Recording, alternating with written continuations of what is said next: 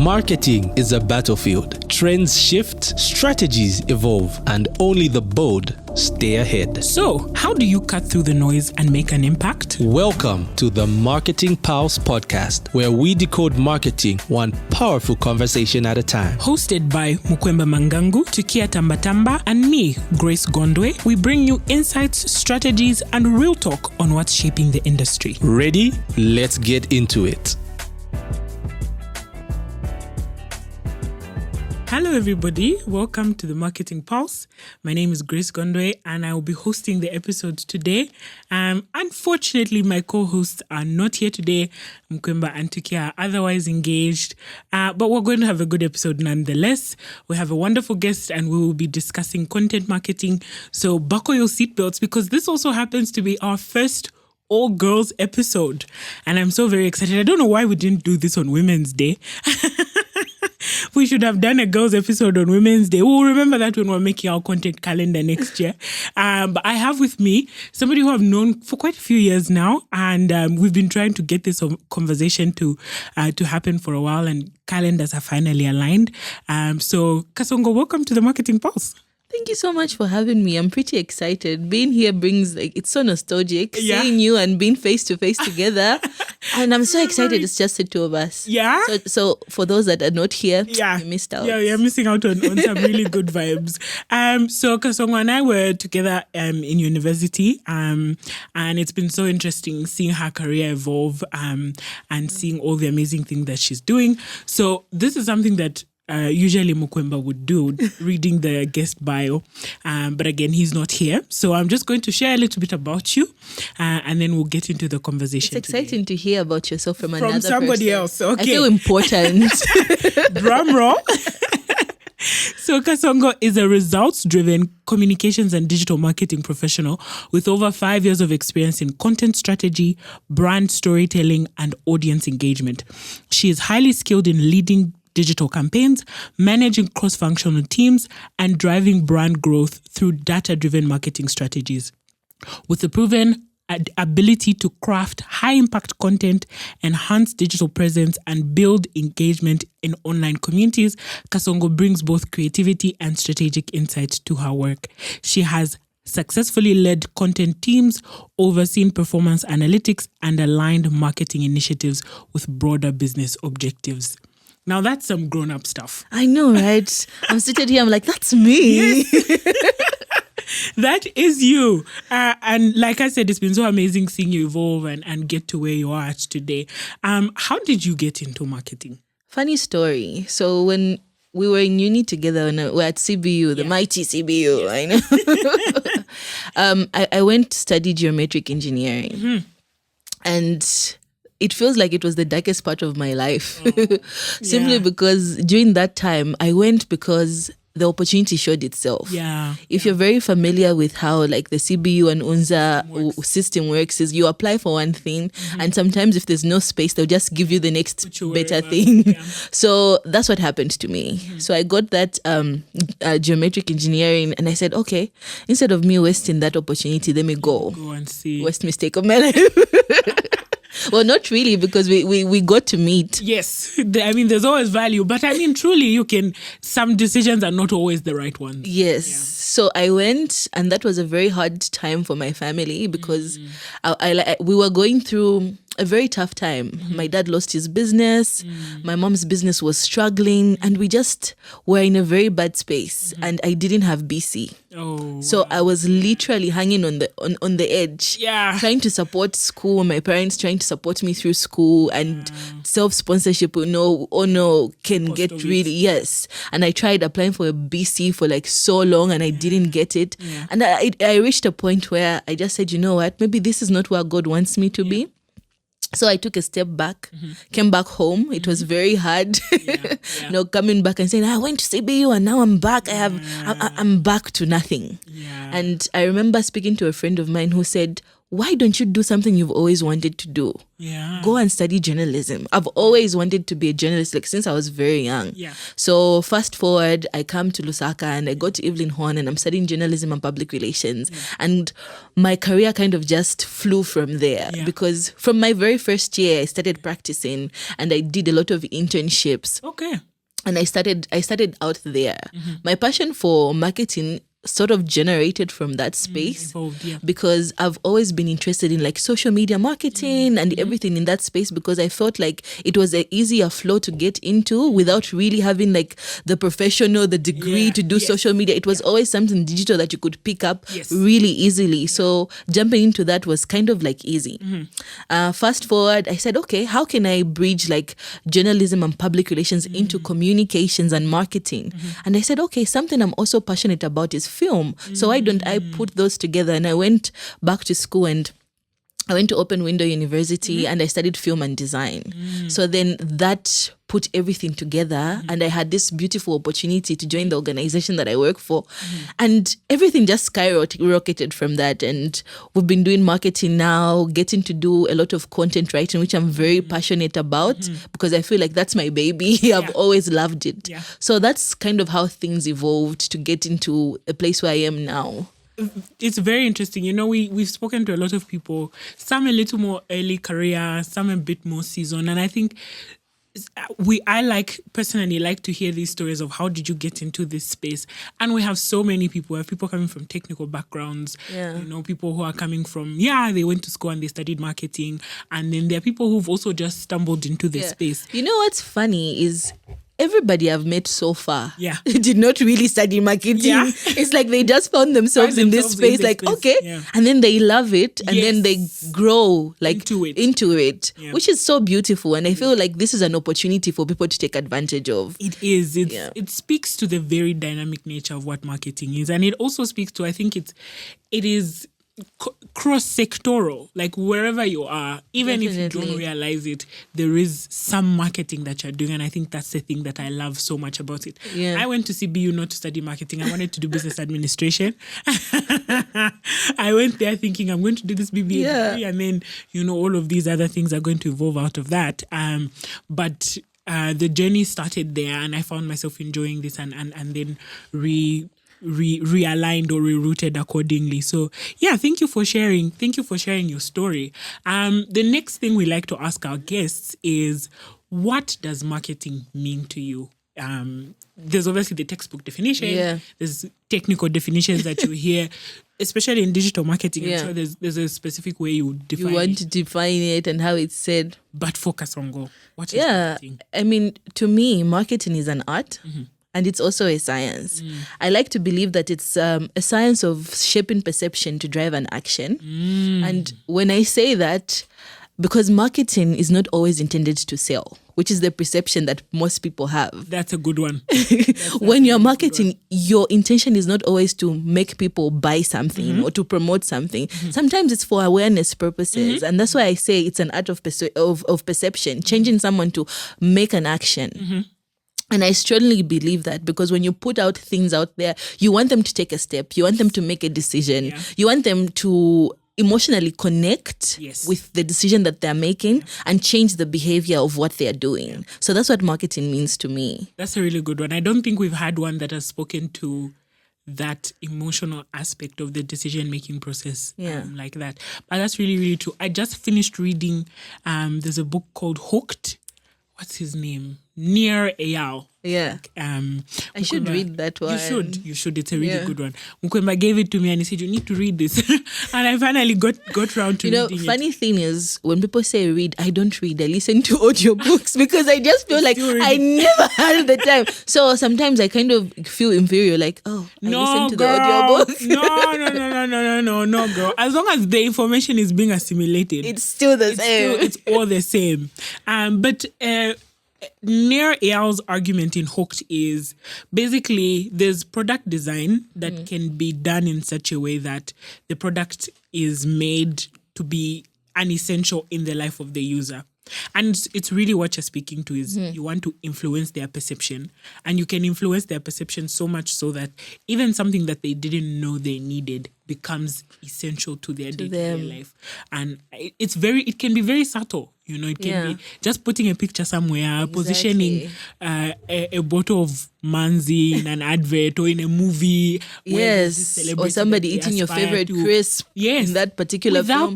Without you even thinking and acknowledging consciously that this is what is happening. Exactly. Marketing can influence those decisions. And I think that's very, very powerful.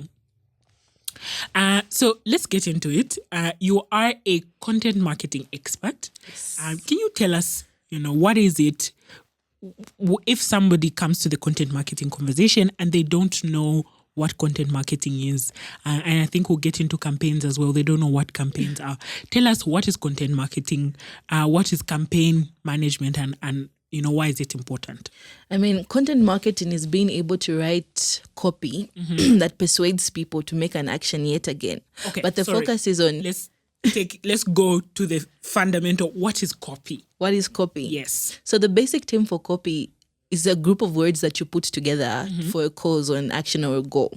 So this has to have a hook, like we're saying. It has to be interesting. It has to capture the audience in a way that they feel like they can't scroll past it. They feel like they can't just look at it without thinking about it. You know how sometimes when you look at something on like your Facebook, your Instagram, and you're like, this is interesting. No, sometimes it could even be the longest passage, but the first few lines that they wrote in there make you think like, okay, this is something I should read. This is something I should know. So copy is those group of words that you put together for a particular cause or to achieve something. Yeah. So copy then is what forms the content and the campaigns that you run. Yes. Okay. So now tell us about this content and these campaigns and why that is important. Why do people want to run campaigns and what value comes out of that? I mean, I'll start by saying this. People are so tired of being sold to. Yeah. And in today's time, attention is literally currency. Yes. So once you get somebody's attention, you have the money. So customers are spreading more of their attention very carefully. And with everything that's happening, flooding of like ads and trends and stuff, you need something that will bridge the gap between human life and what you're putting out. And that's where campaign content comes in. It bridges the gap for, okay, this is something that's happening and this is what a brand is about. You put that together to create a campaign content. And I say that because whatever that you do in writing content has to have a narrative about real life experiences. So bridging that together is how I would define content marketing, because you have to create a space where you're trying to communicate about a brand and you're trying to relate to what people are going through in today's time and in their space, in their community.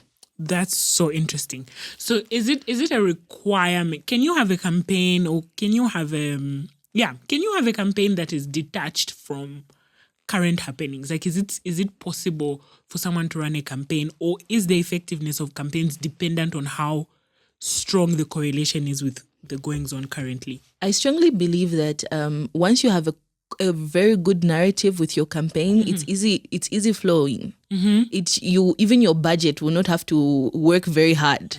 So yes, you can run a campaign without having like a proper narrative to what's happening, but how far it goes and how far people will remember it will matter. Okay. And I'll give you an example.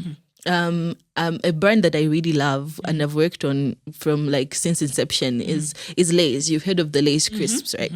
So when you think about Lay's, we want you to think about a snack that you can have whenever you are watching a game, right? We want you, every time you think about watching a game, you want to have Lay's because they relate to one another. It's a fun snack, it's easy and stuff. So when we were putting out a campaign for what we were calling the No Lay's, No Game campaign, we thought, okay, in today's time, what's happening that will make people want to have Lay's, but also want to enjoy the game and also want to go onto the platform? And we said, okay, look, there's load shedding. It's affecting all of us. So what are we going to say about it? We say, buy 2 packs of Lay's crisps and get to win a power bank. And we're saying, okay, so people love they love the Lay's crisps. We want them to buy it. Good. When they buy it, we want them to watch the game. How are they going to watch it? It's using a phone, but there's no electricity, so we're giving them a power bank. Then it's within the narrative of what they're doing now, but also trying to push the agenda of what we're selling. Yeah. So that's how you bring that together. So yes, you can have a campaign that's not built on narrative, but how far it will go and how people will remember it really matters. I see. So the narrative amplifies the impact of the campaign. Definitely. That's really, really cool. You've given one example already. Are there any other examples of campaigns that you've worked on that you've enjoyed and that have maybe even changed how you view campaigns and marketing in general? I want to mention this first of all. Lays was a very big thing. It was very new for like Zambia. So executing that and doing it in the grand way that we did made us win an award, which I'm very proud of. I see. Tell us about that. So the campaign itself won an award for best execution with a very small budget. I see. Which is like big. Yeah. Which is like really big in their space. So I'm really proud of really proud of that. And another campaign that I worked on that I'm really proud of was for a hygiene brand called Stay Soft. So Stay Soft, as we may know, we've grown up. It's like a childhood brand. Anytime you want to like buy a fabric softener, you're thinking Stay Soft because it's been embedded in our like culture. Yes. So we once did a campaign. They were trying to launch a new variant of Is it the concentrate? yes, the concentrate, but the sachets. So we're all used to like the big bottle, right? And then they say, okay, we have a little bit something different, something small, so that it just doesn't target like the upper mwambas, like we would say, because like the original pack on the original size of the bottle is a bit expensive, but we want to target everybody and to enjoy like the new concentrate. So we said, let's put it in a sachet. So we're rolling out this awareness campaign, right? Well, we want people to know about it. And we did some very great content that went out for that. People were really enjoying. We had lots of feedback, and the campaign overall was very successful. So when I look back at that and I'm like, oh, the impact is seen. Yes. And when I see now and I'm walking in the street and I see a Stay Soft ad and I'm just like, oh my God, I did that. Like, yes. it's so I even run out of words. Like it's so impressive. It's very nice to see. So I'm really proud of those two. Yeah. Very interesting. Just for our guests to know that if you are craving a pack of Lay's or you are in the store and you're like, let me get Stay Soft, it's probably because Kasongo. I don't want to take all the credit because someone will be like, oh, we also it's probably because Kasongo and the team yes did some work that influenced your purchasing decision. Yeah. Let's talk about it from a very practical perspective. If you are a small business owner and you are wanting to run a campaign, what steps would you take?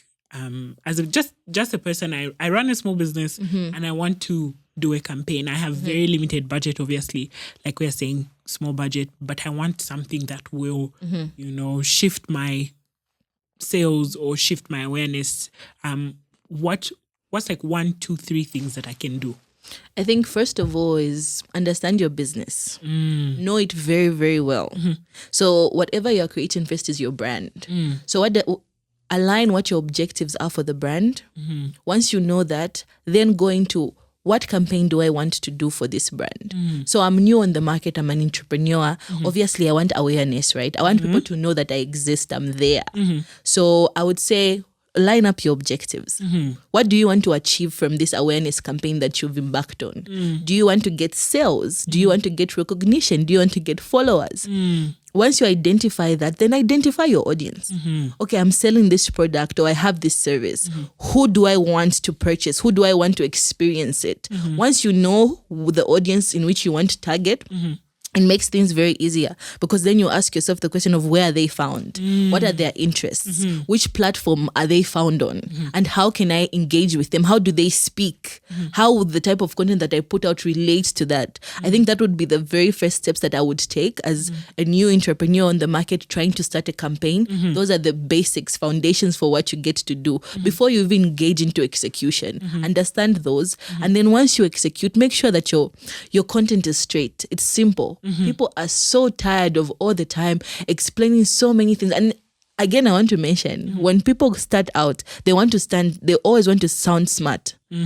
So you find an entrepreneur, they're new on the market, and they are putting all this content that they're putting so too much jargon. So you're saying a lot of things. Yes, you are educated, we know, but bring it down to earth. Say things that people will be able to relate with. Simple. Just say the simple things. It's the simple things that really catch on with people. So once you've established all of that and you get to putting out your content, make it simple, make it straight, make it resonate. Make it resonate with your audience. Yeah, I think I mentioned this one in a previous episode, but it's coming to mind again. Is there's a young lady, I don't know if she's come across your social media. She's positioning herself as an interior designer. It's like, hi, I'm such and such, and I'm 21 years old, and come with me to become the best interior designer in the country. I don't think I have. And I'm giving She's so Zambian. much. She's Zambian. Okay. I'm giving her so much free publicity. I need to stop. You need to bring her on. Maybe that's what we actually need to do. So, but I think what I was saying when I mentioned her last is she's really simplifying, like talking about, I know in my context, people don't really talk about interior design. It's not like this big thing. So come along with me as I kind of like demystify what this is about. Yes. And I think, I haven't checked recently, but I think her followership is really growing. And I think it's owed to that simplicity. Like, it's not super complicated. Yes. It's like, this might seem high level, but here is how you can make it very simple and very, very practical. Yeah. Something I want to ask about is context, right? You're working with these big international brands. But when we talk about copy and you've spoken about the audience, obviously you need to understand even the cultural context of the people that you're working with. How do you balance this global perspective with understanding the cultural context of the market that you're working with? And are there any like specific things that you do? Is there like a mental mojo that you put on to make sure that yes, you're keeping this global perspective, this high level quality, but also still speaking to the heart of the Zambian when you're making these campaigns? I mean, it all starts in the brief. Once you get that brief, right, and the client has all these expectations for what they want or what their brand represents, when you understand them, you understand the tone of voice of which, how the brand speaks. You explain to your client, we're in Zambia.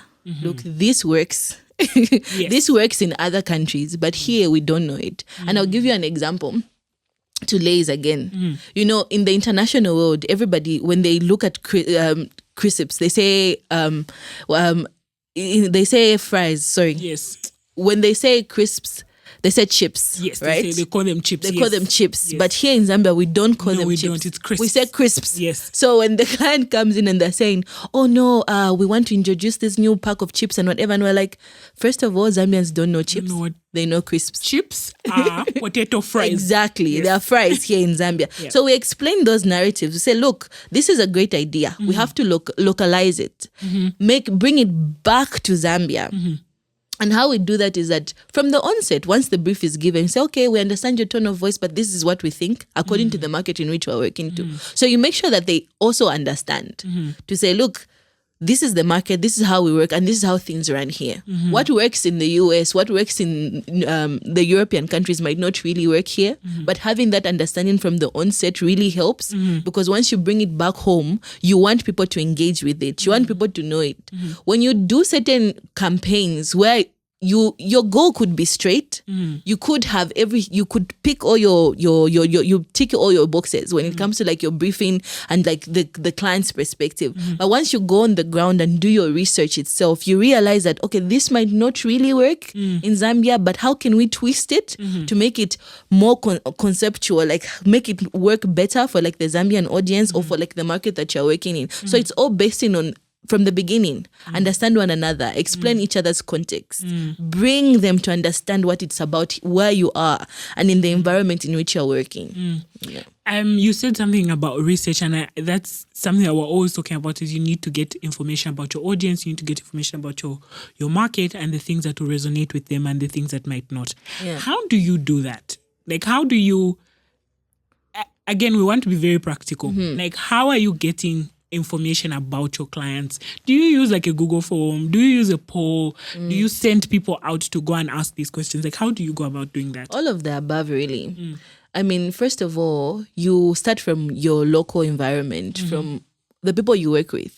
What do you understand about this brand? Or you've heard about this water. When you think about it, how do you feel? You get that. You start from where you are. Then obviously your friends and your family. I always like to, like we're saying, it's practical. Yes. Because obviously there's tools that will get you there. But practically when you're starting, start from your environment. Ask the people around you. Get to social media. See what people are talking about in like your, when you just type the word or the brand. Try to find like, what are the comments saying? What are people maybe on TikTok vibing when it comes to like this type of thing that you're talking about?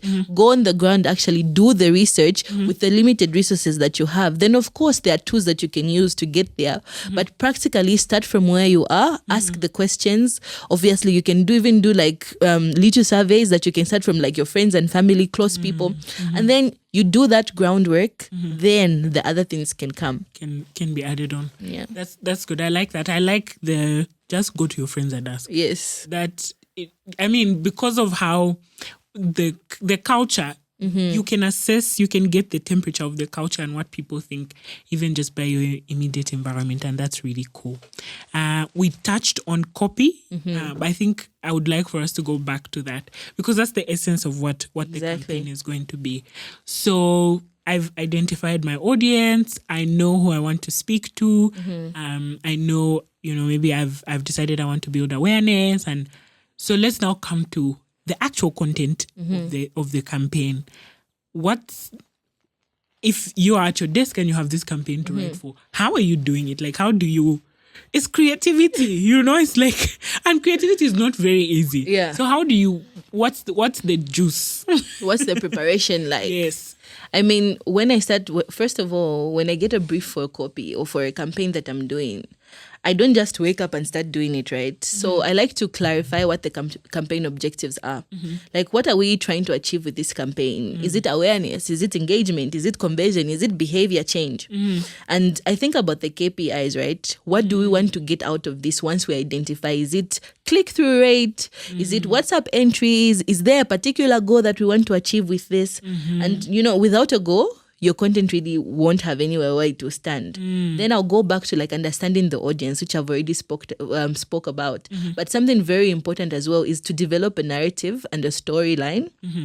And I like to say this all the time, that I turn brand campaigns into brand narratives. I like to say that a lot because it always comes back to like the audience. It always comes back to the people that are actually on the ground. So develop a narrative. Create a story, an emotional hook for when you write.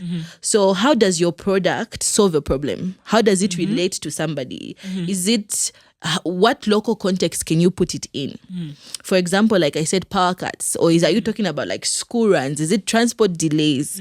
And everything in that line. Then also I would talk about channels. Channels really matter. Platforms of where you put this content out, even when you write, it's different. The way you'd write for like your TikTok is different from how you write from like your Facebook, how you write like for X. The voice is different. It's completely different. Even the way you form your words is different. Yes. Because we now know that when you're writing for LinkedIn, you don't want to write like long paragraphs. You write shortly 2 paragraphs to get to your point, right? Because people are not going to read it. So you also understand how like the platform you want to put that content out on really matters. So once that is put in line, you choose the right channels, you write correctly for those channels. That's the basis of how you write your copy, because everything ties into what you're going to write.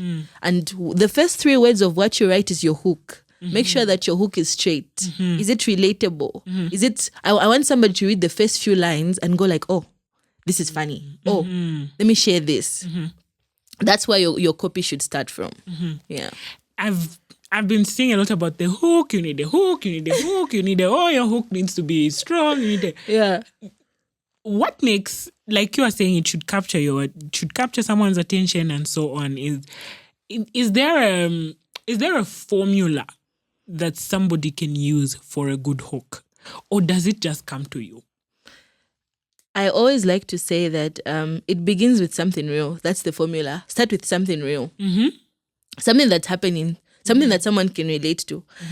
For example, you say, and I'll talk about load shedding again because it's what's happening. Yes. You want to write whatever it is you're writing about, try to relate to that. Maybe you start with load shedding a chan. It's your hook because first of all, it's something somebody relate to fast. Yes. Or for example, you could talk about maybe if you're writing for like a feminine brand or for like hair products and be like, detangling ka? You know what I mean? Like something that will get somebody's attention for what you are doing. Like immediately they'll think about, this is something I can relate to. So you know what I like about this? I like that you're using local language. Yeah. I don't know if it's just me. I realize that my culture and my environment and my upbringing really has affected how I write. So most of the time I do fall into like really local lingo, and I find that really resonates with people here in Zambia, depending on the brand. Yeah. So yeah, I like to go into that a lot. We've spoken about it here on the podcast as well, that we are so excited to see Zambian content creators growing. And when we talk about Zambian content creators, we're talking about especially the ones whose content is kind of more local. Yes. Like they are talking about growing up in Zambia. Those are the They're content talking creators I follow. Yes. It's so refreshing to come online to an online space and find home. Yes. Find your community. Because the truth is, social media is coming to us from a different context. Yes. So to see people creating spaces where we can be ourselves without having to like adjust or view things from another person's lens is really, really cool. So yeah, hearing you come up with those hooks, and for sure, if I scroll on my social media and someone says load shedding Mwanti, you want to see what are the comments. Let's see what's going on here. Yeah. So yeah, thank you for sharing that. For me personally, I'm currently working on my LinkedIn and trying to find what works, and that's why I asked specifically about the hook. So I'm asking with personal interest because I've been trying to kind of like refine what is the best way to communicate this, and that hook thing has come up a lot. So that's homework for me. That's homework for me to go and think about. Also, another tip that I'd like to give. Sometimes I do like LinkedIn classes, right? Avoid, like in your first few sentences of your LinkedIn, make it very short, almost like a title, almost 3-5 words. Make it very, very short, so that you know how what the algorithm does is that when you're scrolling past your LinkedIn, right, the first few words that you see, it only gives you like 5 or 4 words, 5 words. Then the rest are covered, right? Yeah. So you want to make sure that whatever you're communicating in that first paragraph is a full sentence that makes sense. So that is your hook for like your LinkedIn. Make sure it makes sense. And in your first few paragraphs, avoid emojis, because then the algorithm will cancel you out. That's interesting. I didn't know that. Yeah. So that's part of like creating your hook. Yeah. That's so interesting. That's a very practical one. Thank you so much for sharing that. Something that you captured really, really well, even in your bio, is the metric side of things. Yes. That's where the client loves. Yes. They want to see the measurable. Yeah. In your experience with campaigns, what things are you measuring? What guides what you measure? And speaking from an individual who wants to get into campaigns, how can they go about measuring what matters and measuring well? Yeah, I mean, your content can't be effective unless you define what success looks like, right? And it depends on your campaign goal. So part of the metrics that you can measure is, number one, your reach. People getting their eyes on your content. Are people actually seeing what you are putting out there? Your engagement, right? The likes, the shares, the comments. Are people actually interacting with the content that you're putting out? Yeah. And then conversions. Are people actually clicking? Yeah. If you have a link, are people joining your WhatsApp group? Yeah. Is there a follow-up after you write your content, right? Also your sentiment, and how you get your sentiment is you see the comments. What is the feel around the brand for people? And that's why community management really matters as well for brands, not even just big brands, but also personal brands. Like, what's the sentiment of your people? You only know that once you do your community management, right? So you're seeing the comments. What are people talking about? What's in your inbox? Like, what are they saying? What's the sentiment around your brand? Is it positive? Is it neutral? Is it negative? Really matters as well. And then your share of voice. So are you being talked about more than your competitors?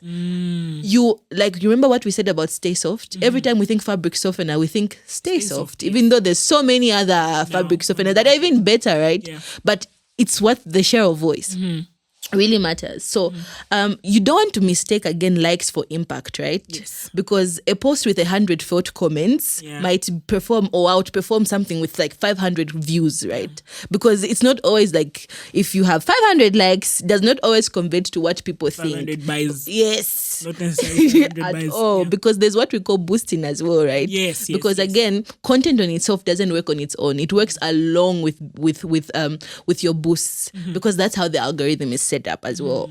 So you have to really be careful with that. So again, you realize that in the Zambian context or the African context, right? You might not really get these sentiments, because some of them you can only achieve them when you're using certain software, right? So you also have to find a way to use proxies. So how you can do that is, for example, you go onto the platform itself and find out, like, are people actually commenting? Yes, they're actually commenting. How many, like, go to the platform itself, actually get like screenshots manually. What are people saying? Is it positive? You gather like 10, 20. Now you know that, okay, it's positive. I actually did it. And then you do, like, if you run a campaign and it's also like on radio and stuff, you get like your Vox box. Like, what are people saying about the brand itself when they call in?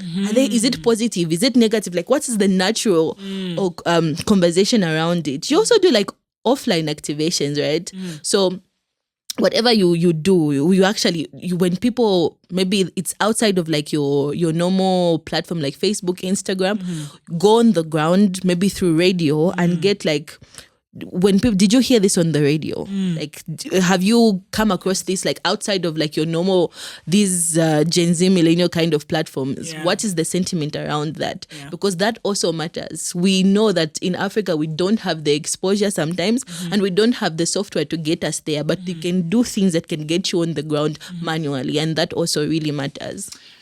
You spoke about sentiment analysis, and a big conversation at the moment is Gen AI. Yes. And how it's coming to take our jobs, especially for marketers. Yes. How can, this is completely unrelated. I think we didn't even have it in our notes. But how can a marketer, again, bootstrapping, someone with minimal resources, how can I leverage Gen AI, for things like sentiment analysis, maybe for helping me with measuring and doing my analytics? Are there any tools, not expensive, not like super expensive, like tools free that you ones, would recommend, that somebody can use to help boost their campaign management? So first of all, I want to say that AI is not out to get us, and I have a whole blog about it on my LinkedIn. It's here to help us improve. And when we see like the vision, or there's a report that came out for what jobs look like in the next 5 years. And part of the jobs that were going to remain is marketing, because they're saying you have to be able to use AI throughout these things to get better. So it's not out to get us, it's actually out there to help us. To enhance how we do it. So some of the free tools that you can use that are inexpensive, Facebook Meta, we all know Meta is free. It gives you some sentiments to a certain level, where it can like give you what the analytics look like, how your page performance is doing. And even just manually, like I said, like go into the platform. Sometimes these algorithms are set up in a way that they don't work for your benefit, especially if you're not paying. But actually going onto your platform and seeing for yourself, asking people around you to say, have you even heard about this? Or I have this new business, have you heard about it? So that you go beyond what your ads are doing, beyond what is just on your platform. To get that sentiment. So there's a little bit more as well. I also like to believe that part of what you can get with analytics and software is try and use your comment section very, very well. You can use that as a tool to see how far your content is going. Is it beyond the copy that you just wrote? You might write something and put a call to action to it that goes past what you're trying to achieve. So you can also use that as a metric to actually identify your sentiment. That's really cool. Just knowing, if there's something that we always want people to come away with from listening to the podcast, is practical things that they can do. And I think we've had so many gems. Like I think personally, I've never thought about how the algorithm could work against you if you're using the free. if you're not paying them, Yeah, they won't work with you if you're not trust paying me, Grace, them. like these people want us to pay. Yes. They want to make money at the end of the day. Yeah. So I was speaking to this again because I realized it started being a problem for me. I realized that whenever we're not boosting content, my content is not performing well.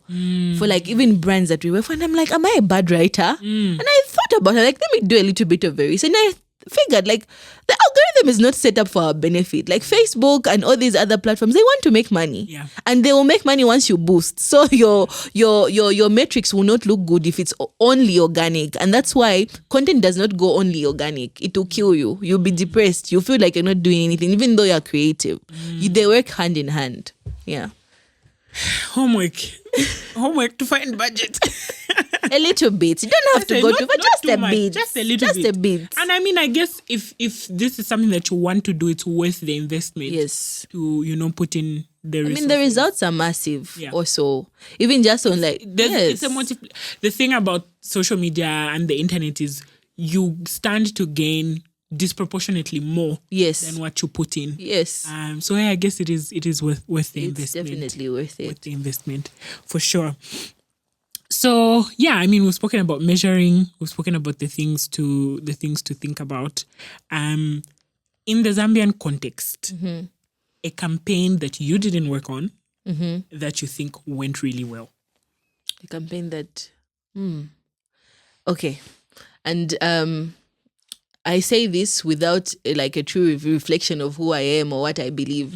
There was a campaign that was out for this alcohol, the beer, the Mosi. I don't know if it was Mosi or the Icon. The one they hid. Yes. Yeah. So They said something is coming. yes, Something is coming. Yes. A good friend of mine worked on that idea. I see. I'm really proud of that one. Yeah. Because, the perception of people in Zambia is that we don't like local things. It's just true. Yeah. We're trying to change things now, but Yeah. we don't like local. So when people were tasting this Mosi or this drink, when the people that drink know what it tastes like. Yeah. They know, Yes, they yes. feel, they know the sensation that they get. Yes. But when it was covered and it said Icon, Yeah, people were thinking you're like, like, this oh is a my new God, international nice. brand. This It's is new. nice. Yes. Even people that have had it before, even influencers, Yes. when they said, what do you think? They said, oh, this is a nice brand. It's so different. And then once they did the review, right? And they're like, oh, it's actually This is our local. ours. It's our local. The same one. Yeah. I'm really proud of that campaign Yeah. because I look back and I'm like, wow. It really shows like who we are now as a country. It brings that, and how it's kind of humbling. Yes. And it really shows like where we are. But that was a really successful campaign in my view. Yeah. Another campaign that I'm really proud of is the Junta campaign. When they put somebody in the bottle, did you see that? No. It was really cool. Oh my goodness. How did I not? Oh my goodness. So there was this campaign about Junta because they were trying to spread awareness to say, like, Junta is bad for you. Okay. It gets people and the effects, for people to see the effects. But the idea was like, "Umuntu na amubeka mu Junta bottle." And they literally created a bottle with somebody in it in intercity. That was epic. Wow. I wish I worked on that campaign. Wow. But it was such an epic campaign because it was on the news and everybody's saying, "Umuntu na amubeka mu Junta." Like, when you hear it for the first time, you're like, what's happening? Like, somebody's in your But also, Junta I think bottle. the undertones of our superstitious culture, Yeah. of where it's like you've been bewitched, Yes. and you've been put Yes, in a bottle. in a bottle. The double entendre of that is so interesting. It was so epic. I'm so Wow. sorry. Please check it out. It was I need such to an look. epic I campaign. need to look for who managed that. I think it was by the Zambia breweries, but I'm not sure. But I know some of the people that worked on it. So That's interesting. it was such a beautiful campaign, and the awareness was because it really achieved the goal. People were like, "Oh, so this is what happens when you drink Junta." Of course, we're being metaphoric and saying you're in a bottle, Yeah, but in a bottle, what but- it means is that you get addicted. Yes. It puts you in a place where you cannot be yourself. Yes, yeah, And- controlled, Exactly. caged. Yes. And that was a beautiful campaign. I'm really proud of that Zambia could do that. Yeah. I was really happy. I saw that. I was just mind blown. Yeah. That's so interesting. We need to find that that campaign. I didn't see that. That's so cool. That's really, really cool. One that didn't work, one that you feel like missed the mark. That I worked on, or I mean, it could be the one that you worked on. Or maybe two. To give us two. One that you worked on that you feel could have been executed better, and maybe Yeah. one from somebody else. one that I feel like really flopped is another hygiene brand that I worked on. And In the beginning, we had the brief to the T. We understood the assignment professionally and in the boardroom in the meeting. And the execution was good. The visuals were fine. I mean, everything that we did was aligning with what the brief was asking, what the client was asking. But when it went live, the metrics weren't saying otherwise, despite boosting. And the reason behind that was simply because we didn't use UCG. For this particular brand, right? People are so used to, when it comes to like hygiene products, people are used to seeing people that they know. People that are real human beings, right? That have actually experienced the thing, especially with hygiene, right? So when we carried that out, we used very generic, those videos are generic and stuff. It didn't resonate with the people because they thought like, like who's that? Like those people already have clear skin. You know what I mean? Like these people already have like good. But when we went back to our drawing board and said, maybe let's try UCG. So we got influencers, we got like real life content. And like actually, the idea was okay. It's just the execution. And that's what happens again with like content writing and like campaigns. Things like that to happen. But going back to like your drawing board, re-strategizing and coming up really, really matters. And afterwards, we got good metrics after that. Yeah. That's so interesting. I'm very curious about those, identifying which those things are where you can have like just like a global or a generic framework used and it works, and what are those things where you need somebody to come in and say, actually I used this and it worked. I'm very, very curious about how like, have you gotten a system of identifying, or is it a matter of going to the market and seeing first and then coming back and managing that? I mean, also it starts from the understanding of the brand. Even before you get to that, there are brands which are very new in the market. Nobody knows about them. So people have not even experienced it firsthand. And then there are brands that people know. Maybe they've used once in a while, and without mentioning names, I'm going to say there are two famous mayonnaise, right? That we know them. So one of them, we're used to them because we've seen them, we've tasted them, we've grown up with them. And then there's this other one, right, where it's been there for years, but we've not really experienced it like that. Yeah. So now, when you go on the ground to actually say, okay, how can we get this other one to also stand out? You go on the ground and have people taste it first. Before you even go into experimenting to see how we're going to put out the content. Go on the ground. Give people, without showing them the label of what it is, say, taste this, what do you think? And those are the people that you find like in your in-store activation. You find somebody, please taste this sausage, please taste this mayo, you know what I mean? First of all, you want to get the first-hand information of what people feel, the sentiment. So that's why that also matters. So before you get to that, understand like your standing with like your brand. Once you get to understand that, then you know, okay, maybe we should use UCG, maybe we shouldn't. Yeah. A key takeaway for me from this conversation is you have to get your hands dirty. Yes. You can't just be at your desk and think like, oh, this is going to work. This is going to work. Like, okay, this is cool. It works in America, so let's try it. Let's get it and just change the names and put Mulenga here and put Chanda there and expect it to work. You really have to get your hands dirty, go in there and speak to your clients, your target market, and see what will work and what won't work. Thank you so much. Any other thing that you'd like to add that we haven't touched on up to this point? I would like to just add that, first of all, content is beautiful. Yeah. It what makes the social media world today, the digital world. Yes. The world of digital and marketing is nothing without content because it's the foundation for everything that we put around there. So please do not underrate it. Do not underrate the power that it has. I remember sharing a very good friend of mine. She did a post on LinkedIn. She was talking about how powerful content is and copy. Sometimes when you look at people who do content, and I've noticed this even like in my Zambian context, I'll tell somebody what I do or like what my profession is, like, like that's a job, you know what I mean? Don't you just sit on your Facebook and come up with ideas? Well, yeah, but it's a job. Yes. It's a job. Like it's an actual job. Like, people really underrate the power that it has, but it's the copy, it's the content that puts out there that makes or breaks brands and people and even countries.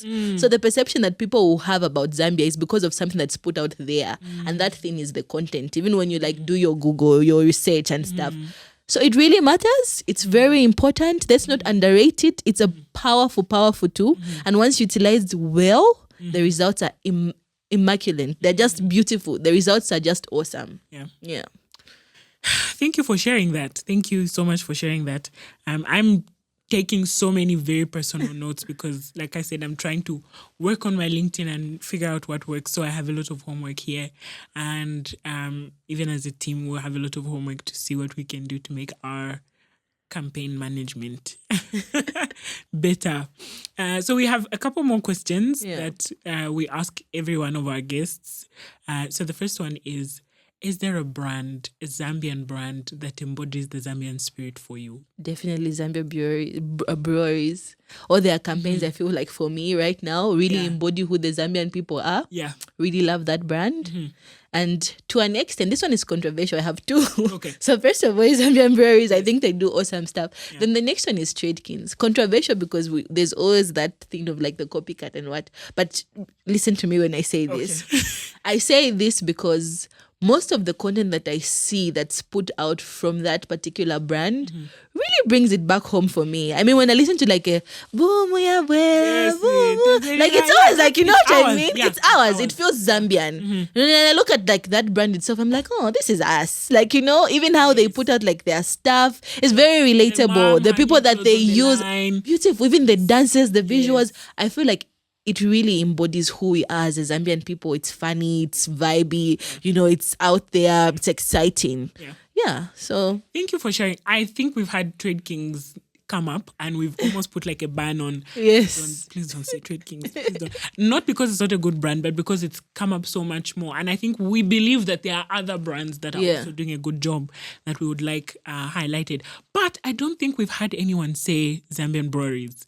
And that's so interesting. I watched the Icon one from a friend of mine. There's a colleague of, not a friend of mine, not a colleague, a friend of mine who works there. And I saw it kind of evolve, like this new shiny. And then it's like, oh, that's what it is. And I'm not a consumer, but it was really, really cool. Yeah. And that's the thing, like, again, Grace, like I said, it might not really, and this is the thing about working in this industry, you might not really support like the thing of what is, or you might not consume it, but you see like the things that people are doing that. And trust me, I've worked on some brands that when my mom thinks, oh, you work for this brand, that. It makes you question a little bit, but at the end of the day, it's the technique, the quality of what's being put in that you can also appreciate. Yes. Yeah. That's cool. Is there a book that you've read that you're like, I read this book and it changed my mind and it really, really empowered me to do my marketing work well? Yes. So I've got two, and I'm still in the middle of reading them. They're really exciting books. So one of them is Building Brand Story by Donald Miller. Will you believe me if I tell you that our previous guest that we just recorded said that exact same book, and it's in my Kindle right now, and I'm going to start reading it like this coming week. Yeah, so like this book really helped me stop writing content that's brand first. It helps you like realize like you're not yes, it's about the brand, but it's about the people that are going to consume this content. So that really changed like my framework of how I write, because now I'm more caring to like what is the audience going to think when I do write this. So that's a really big recommendation. I think every person that's in content writing or marketing should read it because it will open you up. And then there's another book called Contagious, Why Things Catch On by Joanna Baker. I don't know if I'm saying it right. So it's really great for like understanding some content spreads, like why certain content will resonate and it will blow up and it will be good, and why some of them just die. So like they really explain that in the book, and I feel like it's a really important book for somebody to read if they're in like marketing or like content writing, because it really brings things home, and it's essential, especially for like in a world like Zambia and Africa at large. Thank you for sharing. I am going to start reading that Donald Miller book. If this isn't a sign it's a sign. Back-to-back recommendations is definitely the push I needed to get into that book. Our final question is, listening to the podcast, being a guest on the podcast, who is somebody that you'd like to listen to on the podcast? To come here on the show. Can I recommend 3 people? Shoot. I mean, I would really love to see my boss come on here. His name is Sekota Soya Bones. Okay. I feel like he's got a lot of experience when it comes to like marketing in itself. And he's just worked like around a lot of like media agencies, and he knows the know-how of how things run. That would be a great guest to have on, and to also get like his first-hand experience. So are you going to plug us? I will. Thank you so much. I definitely will. And another person that I would recommend is a very close friend of mine. Her name is Marika Msonda. She's a great marketer. She works with a very upcoming big brand. I don't want to mention it here, but yeah, I think she would make a great guest. She has lots of insight as well. Like it's an FCG brand, so she does a lot of like marketing in that. I feel like that's really interesting. That's somebody I would recommend. Another good friend and workmate of mine is Mbaita Mayembe. She has a lot of like experience in marketing as well as like planning and like campaigns and strategy and things like that. That would be a great guest. So yeah. Thank you so much. That's 3 recommendations. 3 recommendations that, as Mukwemba would say, since we know you, we're going to connect you. You need to connect us to them. Yeah. So I'll be in your DMs just checking in and saying, hey, Kasongo, remember that thing about having these people as guests on the podcast? Yeah. Otherwise, thank you so much for coming. I've really, really enjoyed this conversation. Me too. It's been a great girls yes, show. Girls episode. Maybe we should do more. Yeah. Maybe we should do more of these all girls podcast episodes. But it's been really good to have you. I'm glad we got to make the time to come and have this conversation. Thank you so much. To our listeners, thank you so much for listening. We hope that you enjoyed the conversation as much as we did. We hope that you got some practical insights for how you can, whether it's a personal brand, a business brand, for how you can manage campaigns and create content that sticks. Please follow us on our social media. We are on Facebook, we're on X, we are on LinkedIn, we are on TikTok as well. So please go and follow us there. We are the Marketing Pulse. Otherwise, thank you for joining us. And remember to keep your finger on the Marketing Pulse. We hope that you have enjoyed today's episode just as much as we have. Till next time, remember to keep your finger on the Marketing Pulse.